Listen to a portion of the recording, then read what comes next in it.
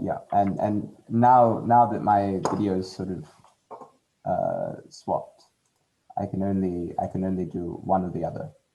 So you won't get to see my face for the duration of my talk anymore. So the point of my talk is to discuss this formula, which is, I guess, where QCD met gravity for the first time, and specifically in this form, with the 1 over kn squared and the on-shell limit. And it might seem a little bit uninteresting to go back to this formula. It's a formula you probably all know, and there's an explicit formula for the components of the momentum kernel, which we all know as well, and that we can get from monodromy relations, for example, from string theory. But I've always found this formula a little bit opaque, and so I want to explain a very direct way to arrive at the momentum kernel components. It turns out you can think of them as the matrix elements of a very nice map, and the properties that we know and love satisfied by the momentum kernel follow from the way that you arrive at the map as well. And you don't need any string theory or anything. It's really it really just follows from just knowing what the bijoint scalar amplitudes are. So this is one of the main things that we know that the momentum kernel satisfies, and this is, so it says that the momentum kernel contracted with some partial amplitudes on shell is 0. But if you relax the on shell condition, you can think of that as sort of a definition of the SAB components as an inverse of the bijoint scalar partial amplitudes. If I have like S, if I put 1 over S of 1 through n minus 1, and relax the on-shell condition for the nth particle. So then I can get a definition of my SAB with leg 1 as being effectively the inverse of the partial amplitudes from bijoint scalar, where this guy on the right-hand side is just saying, you know, I have ordering A, I sum over ordering B, and then I have some ordering C. And if you think of this as a matrix, then this is just the identity, an n minus 2 factorial by n minus 2 factorial identity. And so I'm going to, the perspective I'll explain to you how to use in this talk is even better than just thinking of the KLT matrix as the inverse of that matrix. We'll see that the KLT matrix is are the matrix elements of a map that comes out of a really natural looking Lie algebra. And so basically what I'm going to do in the talk is just show you the Lie algebra. It's very simple. It's completely nice. I won't prove to you that it's a Lie algebra, but I'll show you what it is and how it's defined, and then I'll show you how you can get the KLT matrix out of it by taking components, and then I'll talk about how it's related to generally just doing Berends-Giele for gauge theories. So for the first part of the talk, telling you what the Lie algebra is, I have to talk about orderings modulo shuffle relations. And this is something that you will have come across a lot in all tree level amplitude contexts. So what I'm going to do is just say that I have some non-commuting variables, T1, T2, T3, and so on. And they're also nilpotent, and I can form words out of these variables where none of the variables repeats. So you can have an ordering 3, 7, 1, but you can't have an ordering 3, 7, 1, 3, or whatever. And I consider orderings of any length and whatever. And I also will sometimes just not write T. I'll just write the numeral 1, 2, 3, and so on. And so this is very similar to what you will have done if you've ever solved a tree level amplitude using the perturbiner method. But what I want to consider is the space of these orderings of any length modulo shuffle relations.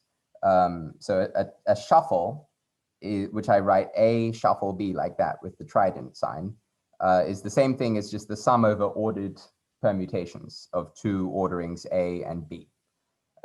So that's a familiar object to all of you. And the space of orderings modulo shuffle is ubiquitous. So an example that you might have seen is if I have these Park-Taylor factors, which are like partial Park-Taylor factors that go Z12, Z23 up to Zk minus 1k, then if I take the sum over ordered permutations of these partial Park-Taylors, that vanishes. If you've done some sort of string theory correlators or something, this might be something you've noticed before. And this means that these partial Park-Taylor factors obey the Kleist-Quiff relations in the form that Kleist and Quiff had them. So like -1, if I had ordering la la la here A, and then a letter I, and then another bit of ordering B, then this satisfies this. I can write that Park-Taylor as the sum over a bunch of Park-Taylors that have their ordering beginning with I. And that's an immediate consequence of the fact that the Park-Taylors depend on orderings up to shuffles. They don't see the shuffles. Another example that you all know is partial tree amplitudes for basically any nice-ish gauge theory. They satisfy this sort of generalized U1 decoupling identity, and that's also totally equivalent to saying that they satisfy the Kleist-Quiff relation, which I just wrote down, so it's sort of redundant to write it down a second time. So I won't dwell on those examples, but so the context is that we have the vector space of orderings up to shuffle relations, and that's the vector space where there exists a sort of unexpected Lie algebra. So how do I define that Lie algebra? It's appeared in the literature. It's sort of due to Ollie Schlotterer and Carlos Mafra and co, where originally it was called the S-map. It might be slightly better to call it an S bracket because it turns out that it's a Lie bracket. But the way you can define it is that if you have just two letters, I and J, or like two perturbiner variables, Ti and Tj, then the S bracket or the S map of I and J is just the Mandelstam Sij times Ij. And it turns out that that's actually an anti-symmetric, that's anti-symmetric, because if I do J bracket I, then that's Sij times Ji, but you know, I shuffle J is Ij plus Ji. So modulo the shuffle relation, Ij equals minus Ji. So this second line is the minus of the first line, so it's an anti-symmetric definition. And then there's this sort of it turns out to be appropriate, but it's not obvious that this is appropriate. So you can inductively define what the bracket is of any two orderings of any length using these two lines. And you can actually solve this recursively to get a formula which is not super important right now, but it kind of looks like two KK relations sandwiched together back to back, but with some Mandelstams. And a key example is when I take the bracket of a word with a letter, and in that case, I solve this recursive definition, and I find that the bracket of just a single letter with an ordering is this thing on the right-hand side. But when I rearrange everything on the right-hand side here, I find that this is equivalent modulo shuffle to this other sum, which is exactly the sum that appears in the fundamental BCJ relation. And so I'll come back to that in a second. So this thing doesn't look necessarily like something you ever want to do, but it turns out it's a Lie bracket on the space of orderings. And I won't prove here that it's a Lie bracket. There's a paper coming out on the archive at some point this week, I think, which includes the actual methods you need to be able to prove these statements, and a whole bunch of other details and stuff. But here's an example of the Jacobi identity satisfied by this S bracket S map thing. So if I take S brackets of 1, 2, 3, then I get that top line there, which is an ordering 1, 2, 3 times some Mandelstams minus 1, 3, 2 times some Mandelstams. And if I take the cyclic sum of this bracketing, I get these 6 terms. But then if you look at that term and that term, for example, are both multiplied by the same Mandelstams, S12 times S23, but 1, 2, 3 minus 3, 2, 1 is equal to 0 in the space of sort of orderings mod shuffle. And this is the old, I forget exactly what people used to call this, but this is the fact that in orderings mod shuffle, if you have a partial amplitude A with ordering little a, then that's equal to the partial amplitude with the ordering reversed up to a sign, which is given by, I guess it must be given by the length of A minus 1, or something like that, or maybe not minus 1.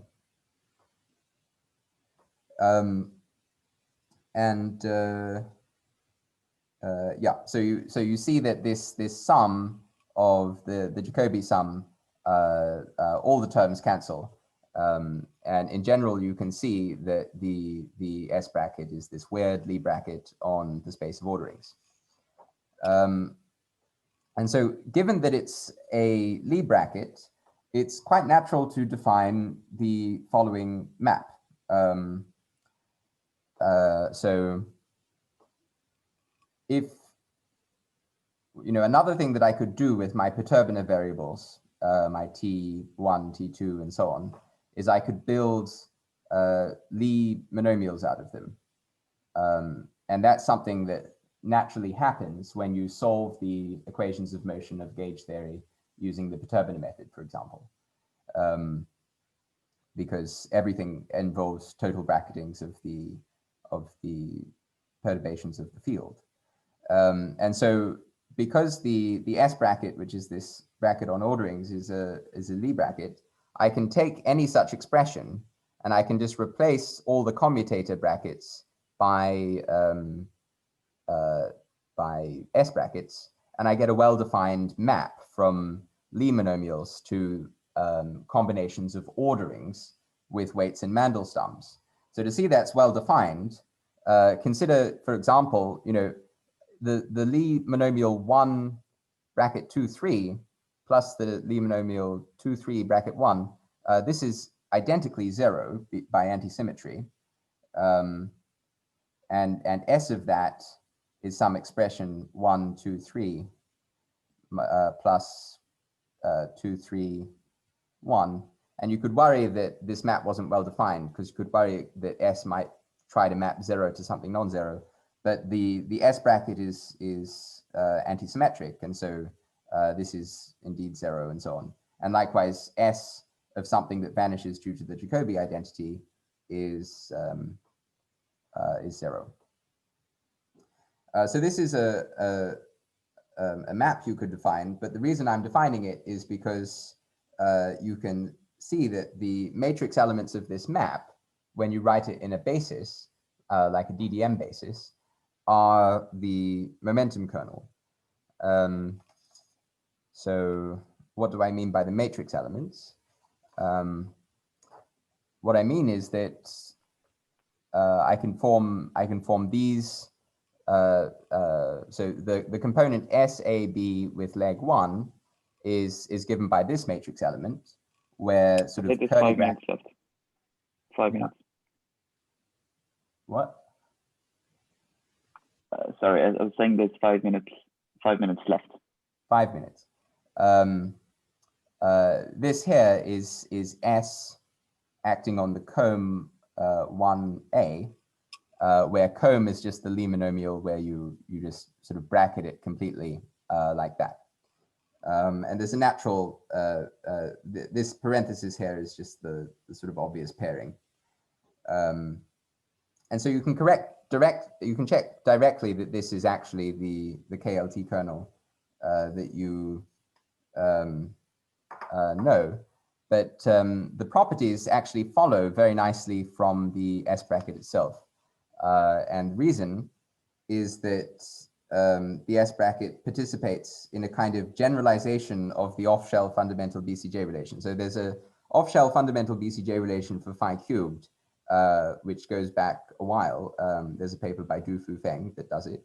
And basically the idea is that you just write down the biadjoint scalar amplitude, but you can strip off some of the details. So normally I would have sort of color factors trace of a Lie monomial of stuff here with Tn, but I can strip that off and I can just get sort of bare thing here where I also add the 1 over kn squared propagator. And if I do the same thing for the sort of partial amplitudes where you have one ordering but not yet two orderings, then you can see that this actually satisfies a BCJ relation. And this reduces to the ordinary on-shell fundamental BCJ relation in the kn squared goes to 0 limit. So the form it was originally, so this here is, you can go find Du Fu Feng, for example. It's possibly elsewhere as well. And then more generally, just if you just put the S bracket into the phi cubed amplitude, you get some, but the off-shell version, you get something on the right-hand side, which is a very nice thing. And then on shell you get a relation which is like a BCJ relation. So you can the way you get from a BCJ relation like that to a statement about KLT is the fact that I can nest this S bracket here and get a statement like you know this expression, which is some expression in orderings, the biadjoint scalar amplitude of all of that is just a single lone Lie monomial. So you get a statement that M, the off-shell version of biadjoint scalar, and S, this map that replaces brackets with S brackets, are inverse maps. And when you spell that out in component language, you get the statement that I said before, which is that in a particular basis where the matrix elements are our old friend, the momentum kernel, then momentum kernel times the biadjoint scalar is basically this equal to the identity up to the fact that I have taken the nth leg off shell. And you can, and basically that relation there implies everything you could want to immediately know about the momentum kernel. I was going to say a bit about sort of Berends-Giele, but I don't know where I am for time now, Piotr. Well, you have a minute left. Right. So maybe by way of summary, I could say that the bracket will also appear if you try to just solve you know, either the Yang-Mills equation or any other similar gauge theory equation using the perturbiner method. which means doing some formal series like this. And if you do that formal series, each term involves just Lie monomials, and then you can collect them to get Berends-Giele currents. So if the coefficient of some Lie monomial there is something gamma, then you can collect by expanding the Lie monomials. You can collect it into the Berends-Giele currents,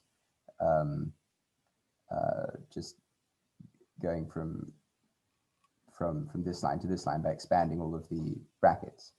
And then these Berends-Giele currents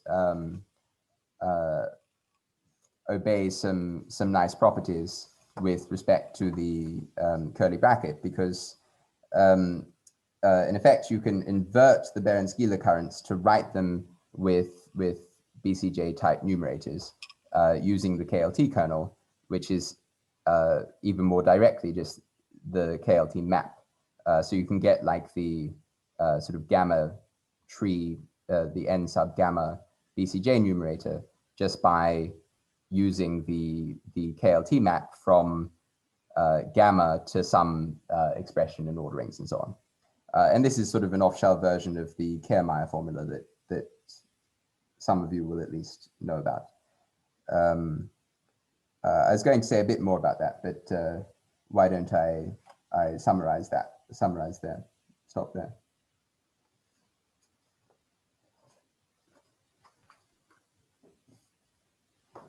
Sorry, Hadleigh, I didn't get it. Are you done, or you want to add the summary? I think it's best to stop at that point by saying that the point was that you can rederive that formula that inverts, that says that M and the bijoint scalar amplitudes are inverse by a nice off-shell BCJ relation. Okay. So thank you very much for your talk. Are there any questions or comments? Ollie? Hey, thanks a lot for the beautiful talk, Hadleigh. I was wondering, did you check the one-loop monodromy relations or the respective field theory limits, whether they can be nicely written in terms of the S bracket? So I don't quite know what the right generalization of the S bracket is, but I will say one thing, which is that the whole underlying structure here is about the relation between trees, which come up in this discussion about the S bracket as Lie expressions, and orderings, which you can think of as being sort of orderings of surfaces. And I don't know the sort of all-loop, all-order generalization of Mandelstam variables, but there is an all-loop, all-order generalization of this pairing between the trees and the surfaces, which comes from the fact that I can think of this actually as being related to ribbon graphs, and I can think of ribbon graphs as fattening to surfaces. So this is in principle something that every QCD person knows, but well, I was going to go into it, but the point is there's a generalization of this pairing between the monomials and the thing, but I don't know what the generalization of Mandelstam variables is correctly. Good. Yeah, thank you, and congratulations again. More questions? Comments? Well, if not, let's thank Hadleigh again for his talk and take a 6-minute break. We reconvene by the hour. Thank you, Hadleigh.